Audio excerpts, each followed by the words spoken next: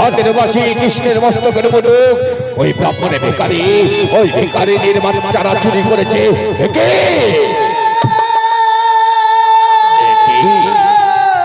আমি কি দেখতে পাচ্ছি? ওরে ওরে ব্রাহ্মণ, ওরে ব্রাহ্মণ, তুমি না বৈষ্ণব, তুমি না ব্রাহ্মণ, তুমি না ব্রাহ্মণের ভিখারি? আজ তোমায় চুরি করতে এতটুকু দ্বিধা বোধ হলো না?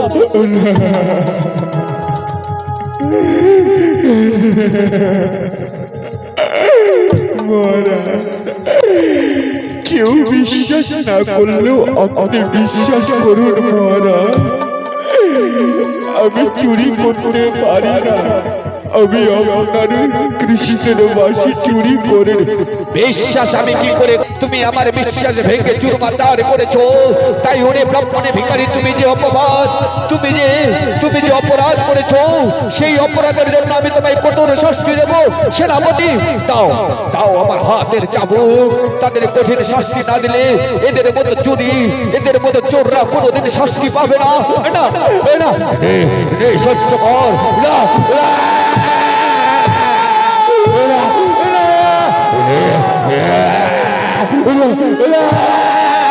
বল বল, আর কোনদিন চুরি করবে? কত আশা করে তোমায় দেখেছিলাম এই রাজমন্দিরে।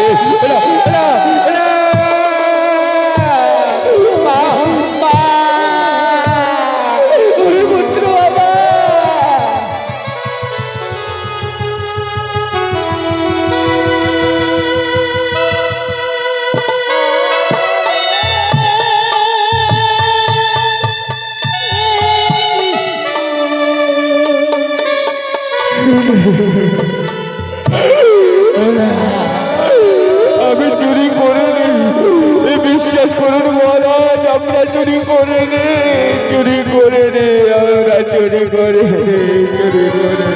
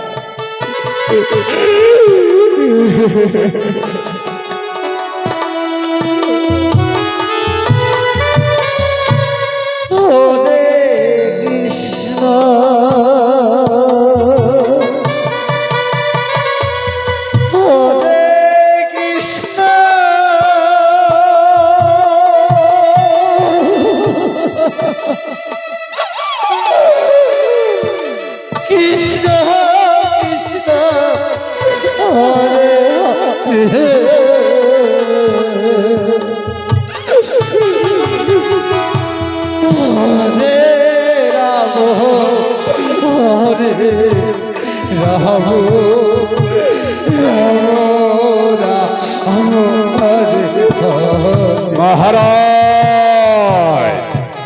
এই সমস্ত গরিব প্রজাদের মুখের কথা বিশ্বাস করবেন না মহারাজ, এরা সামান্য লোভ সামলাতে পারে না, তাই তো এদের কঠোর শাস্তি একান্ত প্রয়োজন। এদের মতো ভিখারি, এদের মতো চোরদের এই পৃথিবীতে বেঁচে থাকার কোনো মানে হয় না, তাই তো এদের মতো চোরদের এই পৃথিবী থেকে বিদায় করে একান্ত উচিত। তাই না? ঠিক বলেছো, ঠিক বলেছো সেনাপতি। এই সমস্ত চোরদের এই পৃথিবীতে বেঁচে থাকার কোনো অধিকার নেই। তাই তো আজ আমি কি করেছি জানো? আজ আমি মনে বড় স্থির করেছি, এই সমস্ত চোরের আমি উপযুক্ত শিক্ষা দেব। তাই শোনো ব্রাহ্মণ ভিখারি, কান টানলে মাথা আসে। তাই তুমি যে চুরি করেছো, সেই চুরির অপমানে তোমার একমাত্র শাস্তি, এই যে তোমার একমাত্র পুত্র সন্তান, সেই পুত্র সন্তানের করিব আমি নরহত্যা।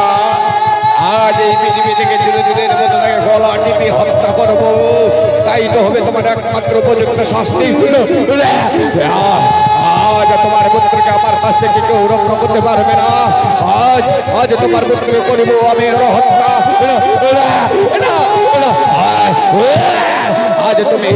আজ তোমাদের মধ্যে চোখের কোনো ক্ষমা নেই।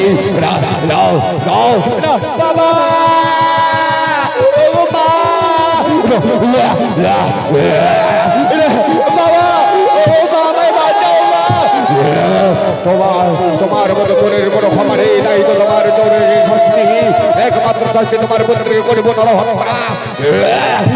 বাবা,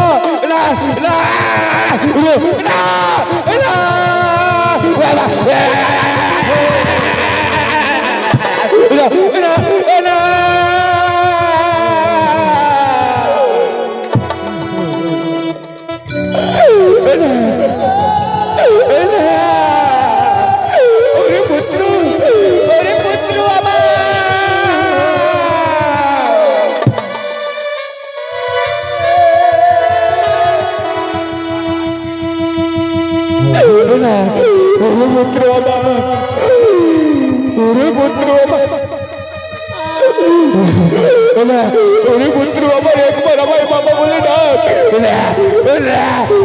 পুত্র বাবা,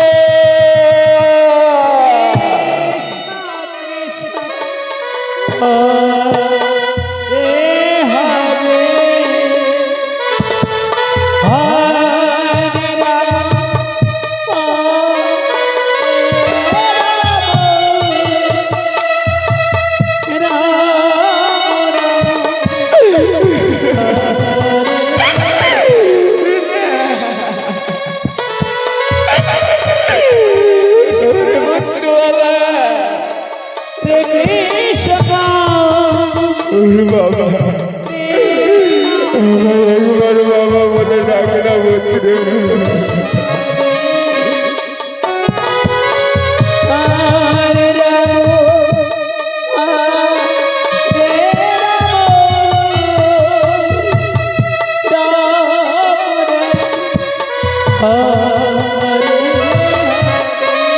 সেনাপতি চলো, আমরা ততক্ষণে বিশ্রাম করি। বেশ মহারাজ, চলো এবার উপযুক্ত শাস্তি দিয়েছে ব্রাহ্মণ ভিখারিকে।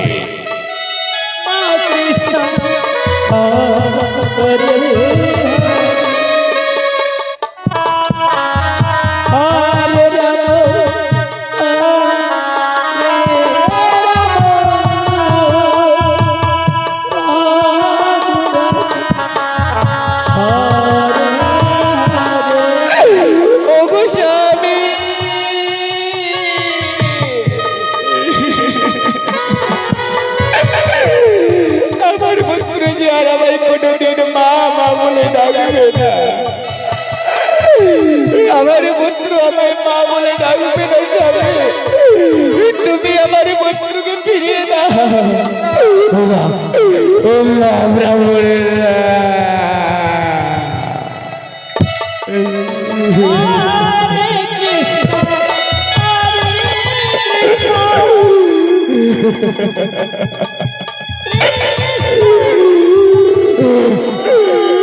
গোবিন্দ বাবা,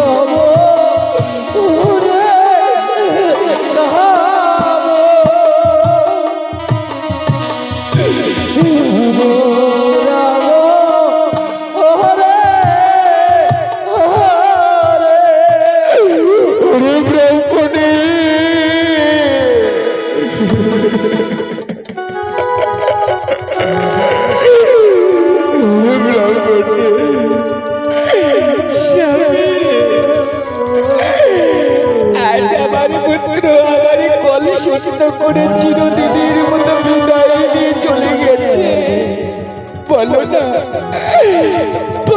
স্বামী, কি আমায় মা মা বলে ডাকবে?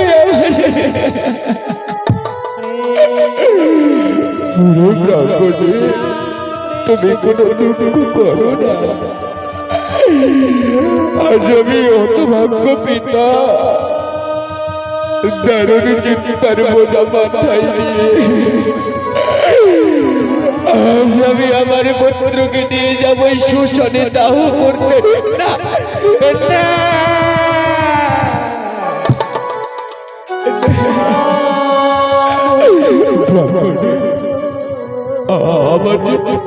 আরে বেশি বিলম্ব করলেই হবে না।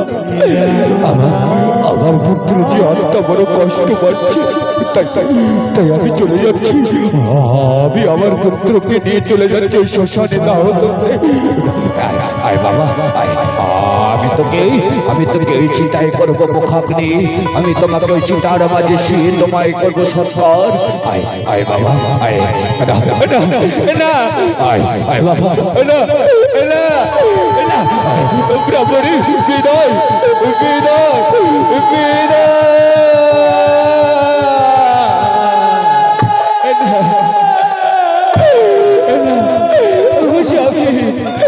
তুমি আমার পুত্রকে নিয়ে যাও না।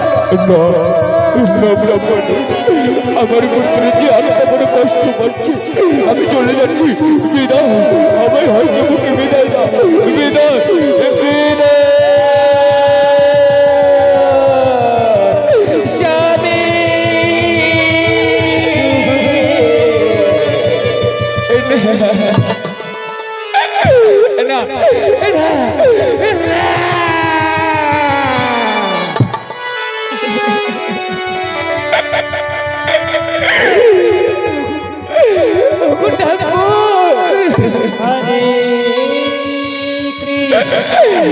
কি অপরাধ করেছিলাম আমি,